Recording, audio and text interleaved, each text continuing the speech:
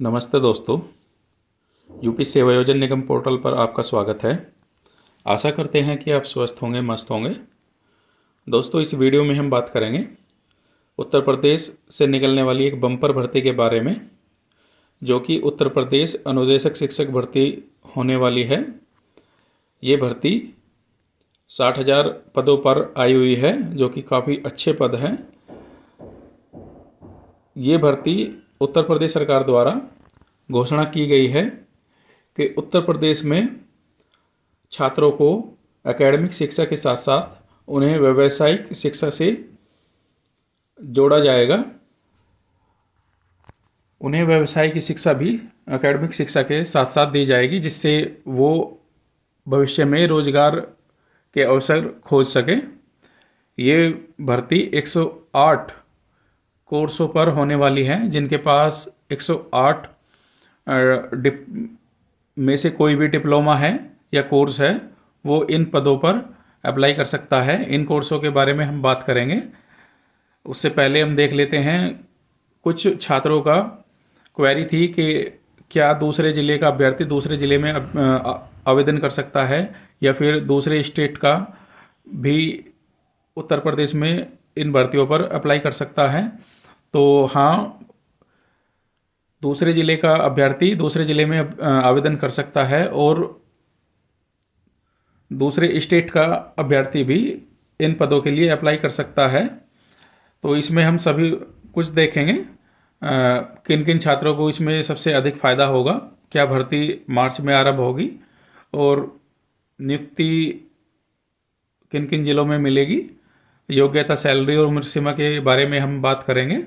क्या ये नौकरी स्थायी है या अस्थायी है, इन सभी के बारे में हम एक एक करके बात करेंगे। सबसे पहले दोस्तों, आप जानते हैं हम अपने इस यूट्यूब चैनल पर यूपी सेवा योजन पोर्टल से निकलने वाली सभी भर्तियों के नोटिफिकेशन सबसे पहले आप तक पहुंचाते हैं।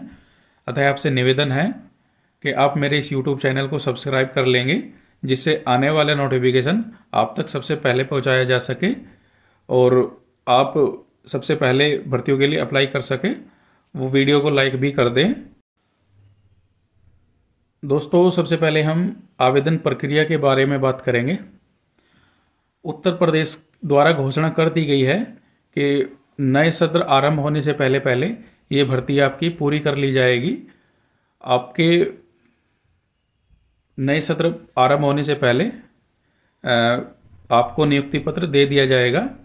अगर हम बात करें कि ये वैकेंसी कब आएगी, तो दोस्तों 12 मार्च तक यूपी बोर्ड के पेपर है।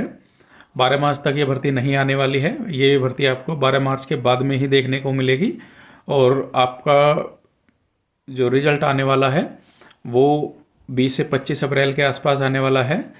तो इन पदों पर जो भर्ती है ये 12 मार्च से लेके 25 अप्रैल तक करीबन कभी भी ये वैकेंसी आ सकती है। उत्तर प्रदेश सरकार द्वारा घोषणा की गई है कि उत्तर प्रदेश के सभी इंटर कॉलेज और हाई स्कूल में 2-2 अनुदेशक रखे जाएंगे।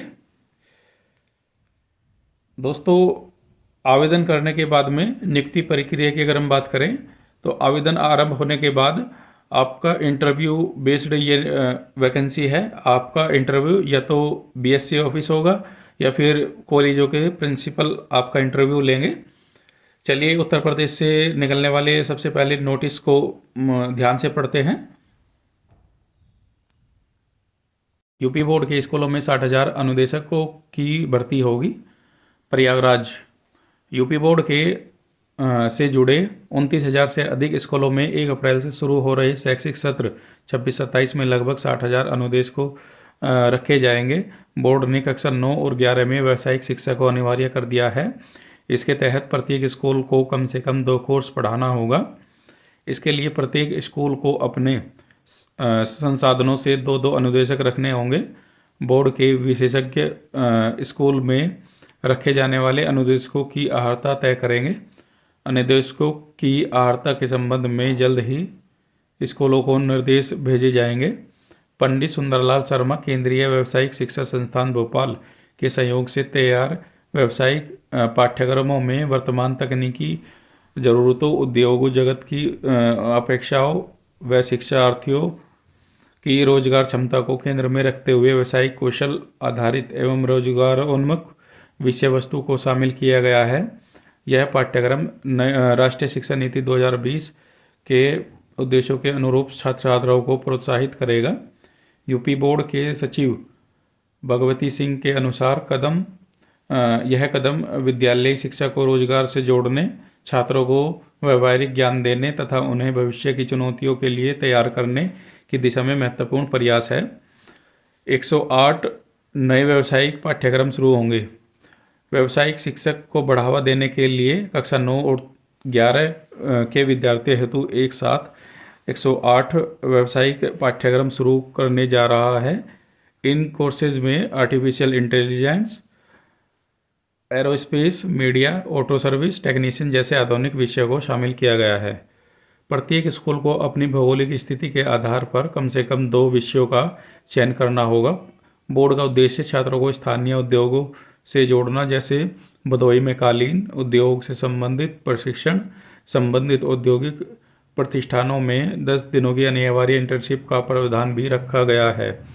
तो दोस्तों, उत्तर प्रदेश सरकार उत्तर प्रदेश के छात्रों को एकेडमिक शिक्षा के साथ साथ रोजगार शिक्षा से भी जोड़ना चाहती है, जिससे उन्हें भविष्य में किसी भी परेशानी का सामना ना करना पड़े।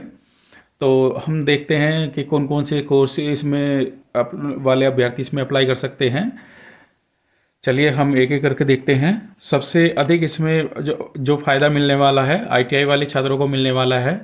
आईटीआई वाले छात्र जिन्होंने किसी भी ट्रेड से आईटीआई की हुई है, वो अभ्यर्थी इन वैकेंसियों के लिए अप्लाई कर सकता है। इसके साथ CITS जिन अभ्यर्थियों ने की हुई है, वो मस्ट इन वैकेंसियों के लिए अप्लाई कर सकता है।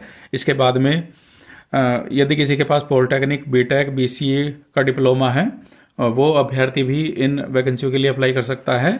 इसके साथ ही O level computer diploma, PGDCA, DCA या कंप्यूटर से संबंधित जिसके पास कोई भी डिप्लोमा है, वो भी इन वैकेंसियों के लिए अप्लाई कर सकता है। कंप्यूटर डिप्लोमे जैसे ग्राफिक डिजाइन, वेब डिजाइनिंग और software diploma, MS office plus advance excel, और हार्डवेयर किसी के पास डिप्लोमा है, वो भी इन भर्तियों के लिए अप्लाई कर सकता है। या फिर अकाउंट का डिप्लोमा है, टैली का डिप्लोमा है।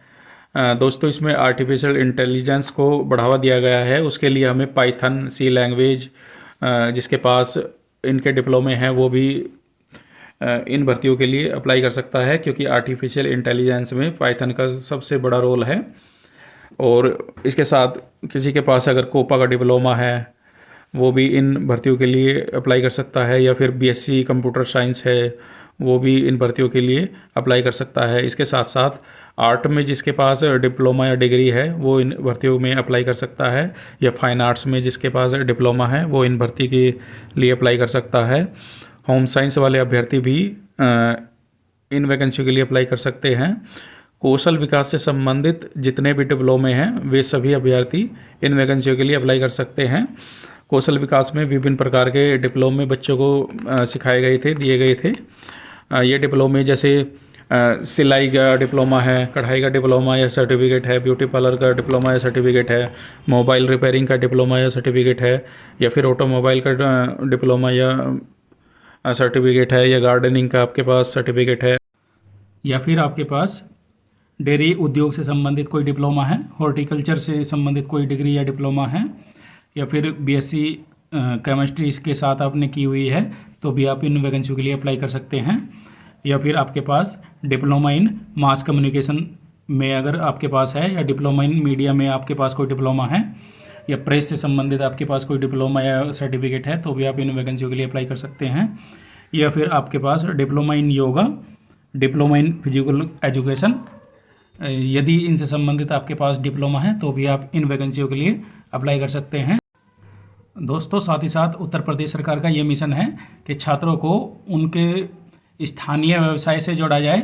जैसे सहारनपुर में लकड़ी नक्काशी, यदि किसी के पास नक्काशी से संबंधित डिप्लोमा सर्टिफिकेट या फिर अभ्यर्थी को नक्काशी का काम आता हो, वो भी इन वैकेंसी के लिए अप्लाई कर सकता है। जैसे मेरठ में खेल का सामान है, खुर्जा में क्रेमिक का कार्य होता है, कानपुर में चमड़ा उद्योग है, बरेली में जरी का कार्य होता है, रायबरेली में रेशम का कार्य होता है और मुरादाबाद में पीतल का कार्य होता है। यदि इनसे संबंधित आपके पास कोई भी सर्टिफिकेट है या आप इन काम को जानते हैं, आप इन कार्य की नॉलेज रखते हैं, तो भी आप इन वैकेंसियों के लिए अप्लाई कर सकते हैं। दोस्तों, यदि आपके पास इनसे संबंधित डिप्लोमे, सर्टिफिकेट या डिग्री है तो आप इन वैकेंसियों के लिए अप्लाई कर सकते हैं।